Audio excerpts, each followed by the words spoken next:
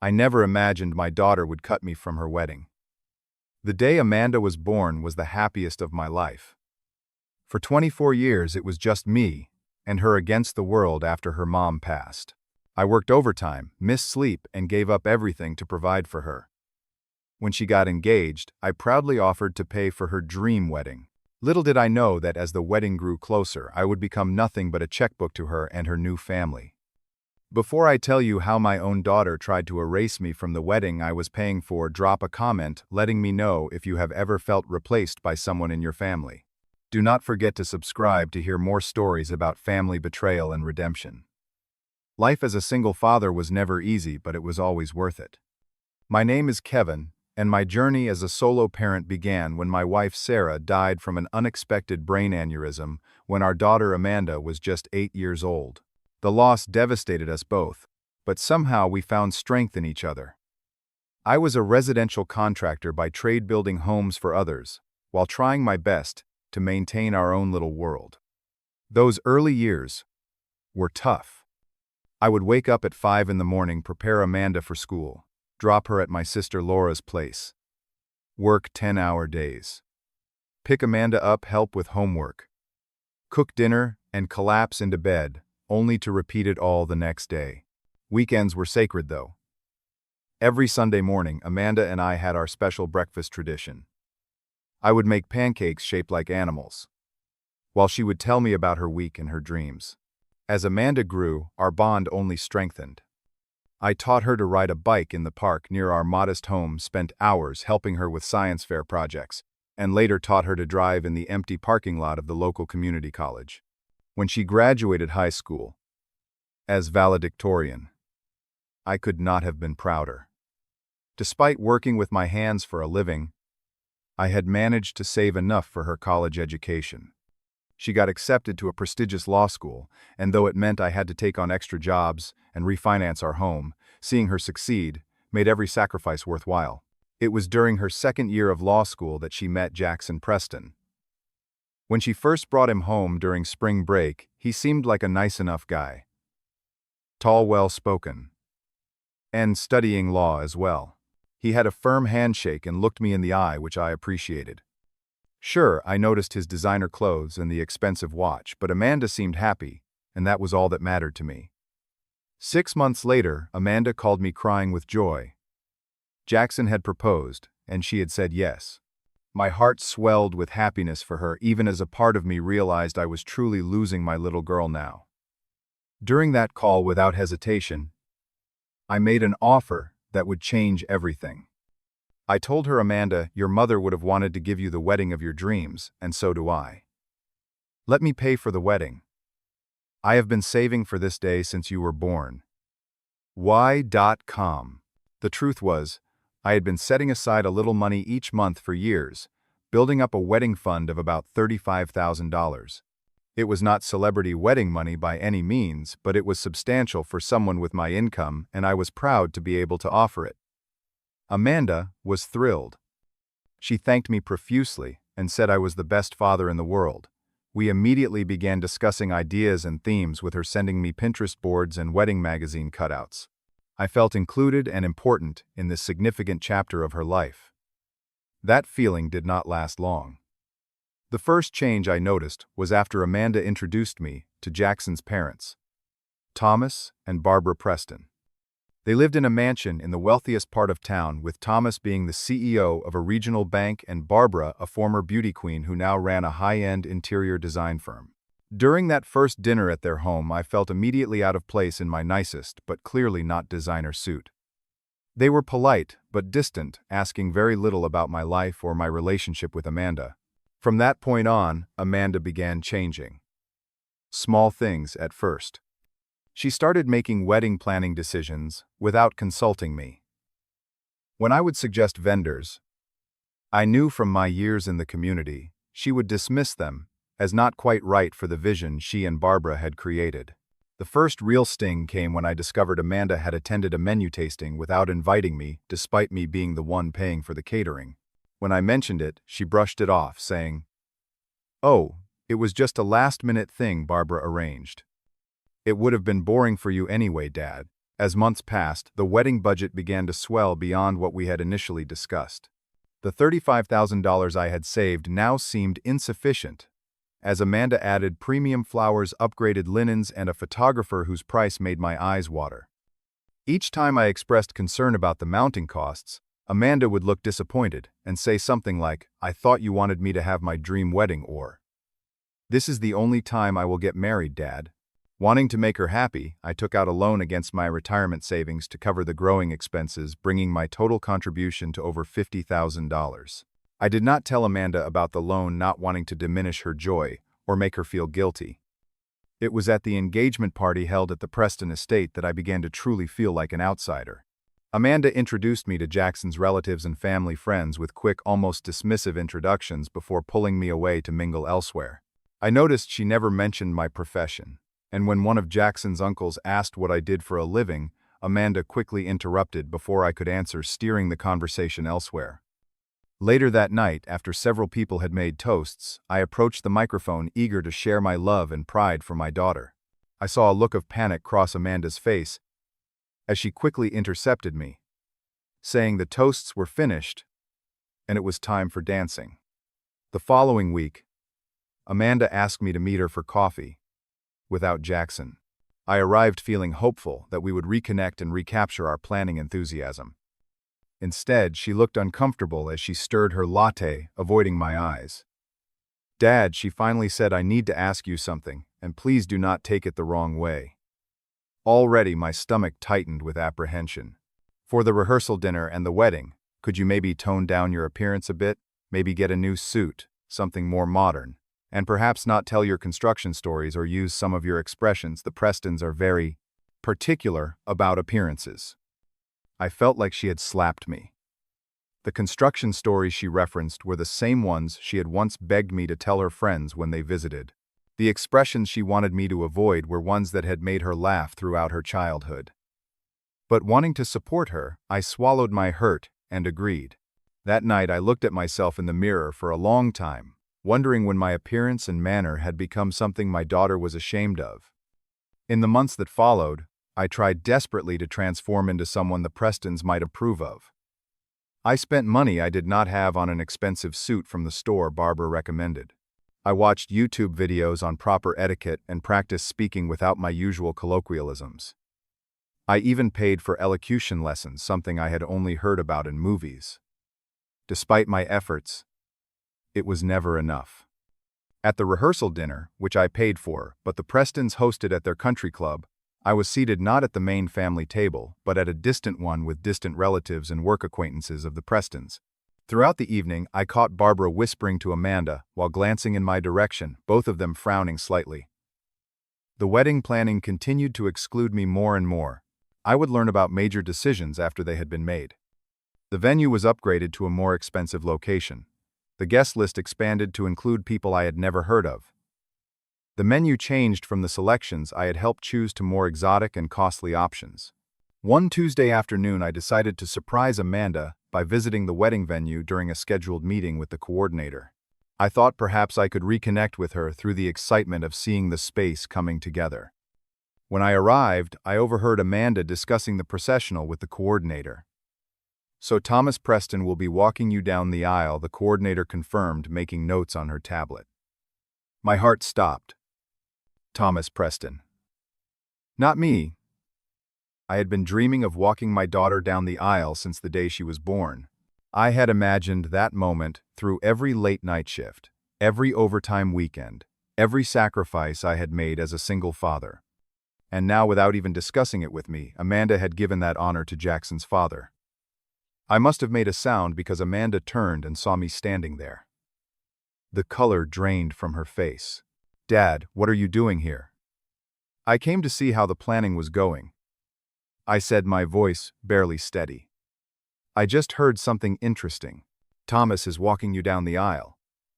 Amanda pulled me outside to the garden, away from the coordinator's curious eyes. She looked flustered, not meeting my gaze. "Dad, it is just for appearances. The Prestons have this whole image thing, and Thomas is well known in the community. People expect certain things." "And what about what I expect, Amanda?" I asked, my voice breaking. What about the fact that I raised you alone? That I have been both mother and father to you for most of your life, that I am paying for this entire wedding? It is not that simple, she replied, finally looking at me with frustration. This wedding is not just about us anymore. It is about joining two families, about my future with Jackson. The Prestons have connections that will help our careers.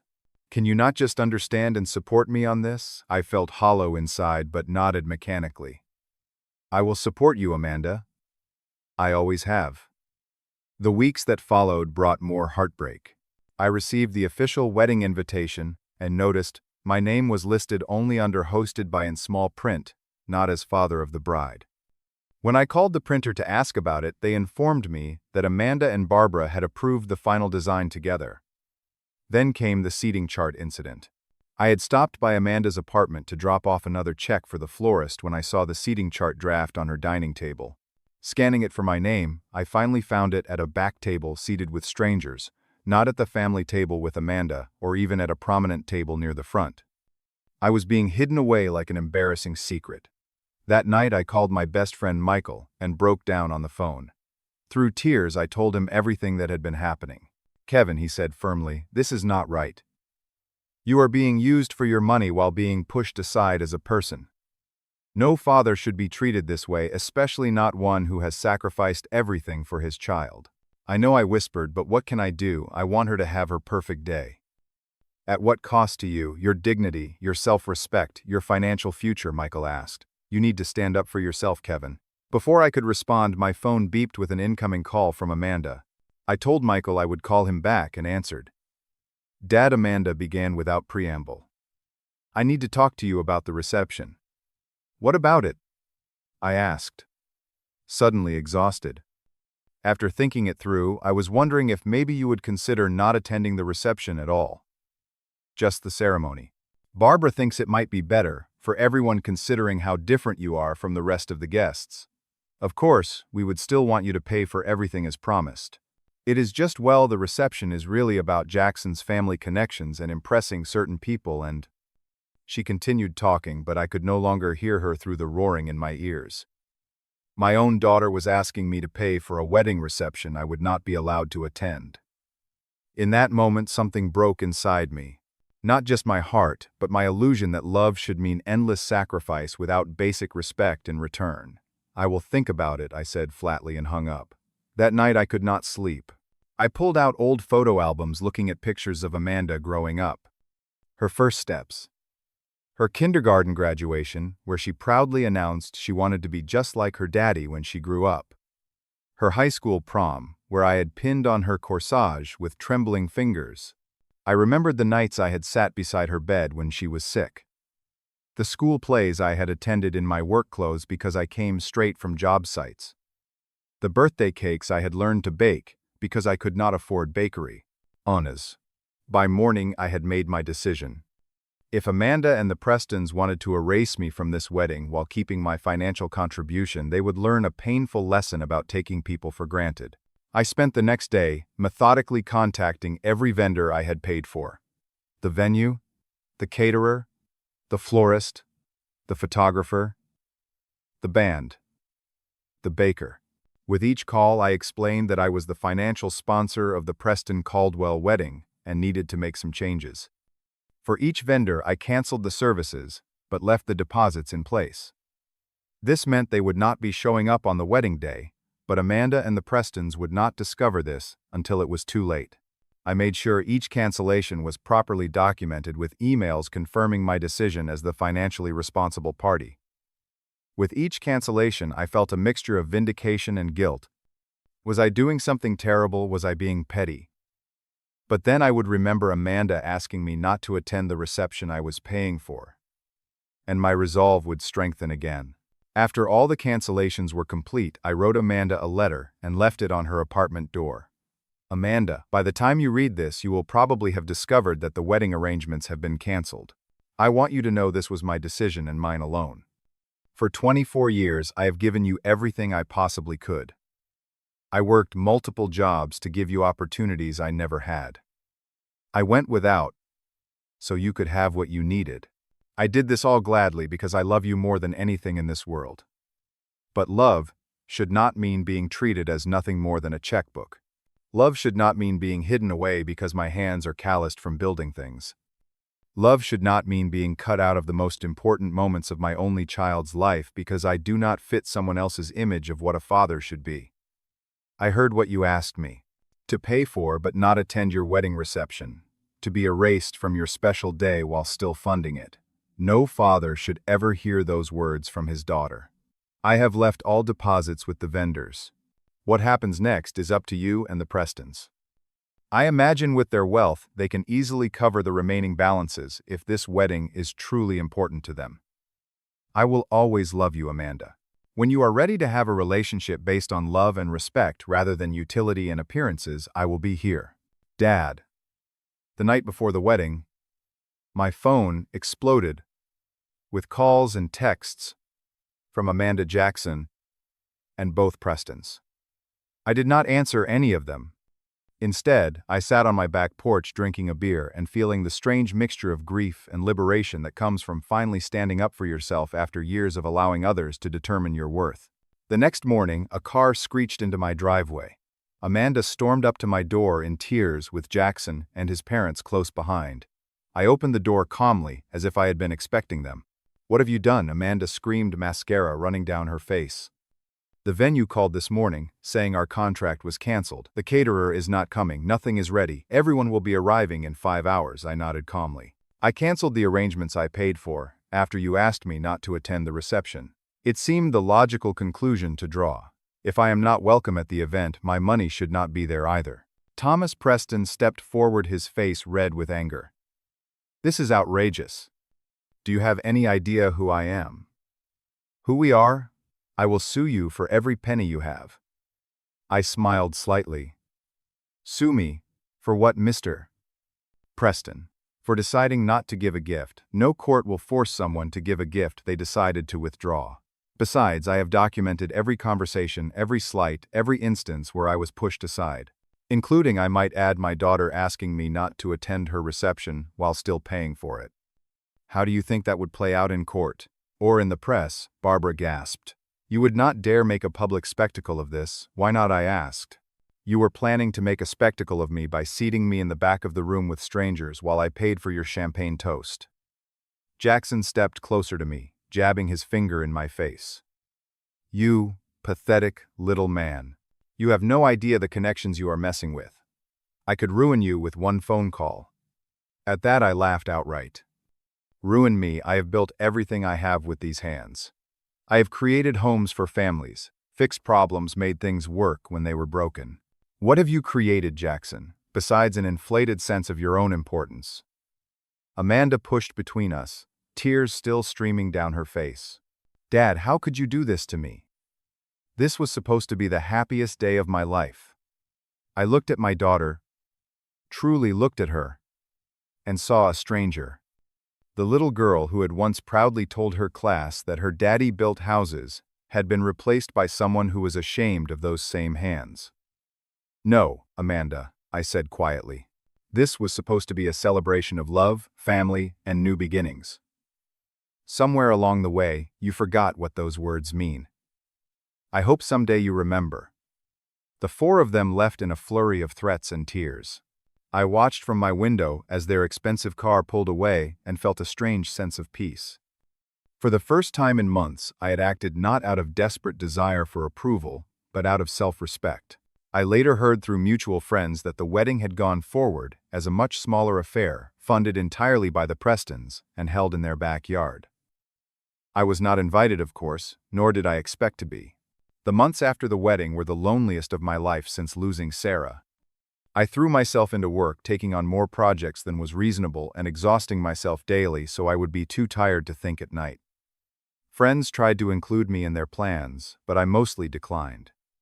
The betrayal had cut too deep, making me question my worth not just as a father but as a person. Around Christmas, 6 months after the wedding, I received a card from Amanda. It had no personal message, just her and Jackson's names printed inside. Still, it was something. A tiny bridge being extended across a massive chasm. I did not reach out. The ball was in her court, and I needed her to recognize what had happened between us. Instead, I focused on rebuilding my life. I joined a hiking group. I took cooking classes. I even went on a few dates, though none progressed beyond dinner. My heart was still healing. Through mutual friends, I began hearing trouble in paradise rumors. Jackson had lost his job at his prestigious law firm for unethical behavior. Amanda was working long hours to support them while Jackson networked and looked for connections. The Prestons were not as financially secure as they had appeared, with Thomas facing possible securities fraud charges. I took no pleasure in these developments. Despite everything, Amanda was still my daughter, and I wanted her to be happy. But I also recognized that sometimes people need to learn difficult lessons to grow. Almost a year to the day after the wedding that never truly happened, my doorbell rang on a Sunday morning. When I opened it, Amanda stood there looking thinner and older than she had a year ago. "Dad," she said, her voice breaking. "Can we talk?" I stepped aside to let her in. We sat at the kitchen table where we had shared thousands of meals together throughout her childhood. For a long moment, neither of us spoke. "I made a terrible mistake," she finally said, tears welling in her eyes. "Several mistakes, actually. I let people convince me that appearances and connections were more important than the one person who had always been there for me. I became someone I do not recognize, someone who would hurt the person who loves her most. I do not expect you to forgive me, but I needed you to know that I see what I did now, and I am so deeply sorry." I reached across the table and took her hand. "What happened with Jackson?" She laughed bitterly. "Jackson showed his true colors pretty quickly after the wedding. Once he lost his job, he expected me to work while he golfed with his father's friends, looking for the next opportunity. When I objected, he reminded me that I was lucky to have married into the Preston family at all. The Prestons were just as bad. Barbara suggested I get cosmetic surgery to look more like a Preston wife. Whatever that means. When Jackson's drinking got worse, and he shoved me during an argument, they told me to keep it quiet because divorce would look bad for the family. My jaw tightened. "He put his hands on you," Amanda nodded, looking down. "That was when I finally left. 3 weeks ago. I have been staying with a law school friend, trying to figure out what to do next. Trying to find the courage to come here." I stood up and moved around the table, pulling her into a hug, as she cried against my shoulder. She felt small again, like the little girl who had once run to me with skinned knees and broken toys, trusting that I could fix anything. "It will not be easy," I told her honestly. "Trust once broken does not repair overnight, but we can start again one day at a time." Over the following months, Amanda and I rebuilt our relationship through honest conversations and shared memories. She moved into my spare bedroom temporarily while finalizing her divorce and finding a new job. The Prestons predictably had turned their backs on her completely once she left Jackson. Watching her rediscover her authentic self was like witnessing a flower unfurl after a long winter. The pretension and status consciousness faded away, replaced by the genuine warm person I had raised. She started volunteering at a women's shelter, using her legal training to help others escape situations like hers. One Sunday morning, about 2 years after the wedding debacle, I came downstairs to find Amanda in the kitchen attempting to make animal-shaped pancakes like I used to. They were misshapen blobs rather than recognizable creatures, and we both laughed as she flipped a particularly amorphous one she claimed was a giraffe. As we sat eating our breakfast, she looked at me with clear eyes. "Thank you, Dad. For the pancake recipe," I joked. She shook her head. "For loving me enough to let me learn my own lessons even when it hurt you. For being here when I found my way back. For showing me what real strength looks like." I smiled at my daughter, my heart full. "Sometimes the hardest thing and the right thing are the same," I told her. "And sometimes when you lose what you thought you wanted, you rediscover what you truly need. I have learned that respect cannot be bought and real love does not come with conditions. I have learned that sometimes you have to let go of people, even those closest to you, if they cannot see your worth. And most importantly, I have learned that standing up for yourself does not mean you have stopped loving someone. Sometimes it means you have finally started loving yourself as well. If you have ever had to make the difficult choice between keeping the peace and keeping your dignity, let me know in the comments below.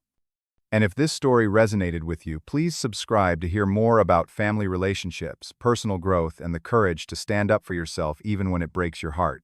Thank you for listening to my journey. And remember that sometimes the most painful endings lead to the most beautiful beginnings. Like and share if you believe that self-respect is not selfish but necessary for genuine connections with others.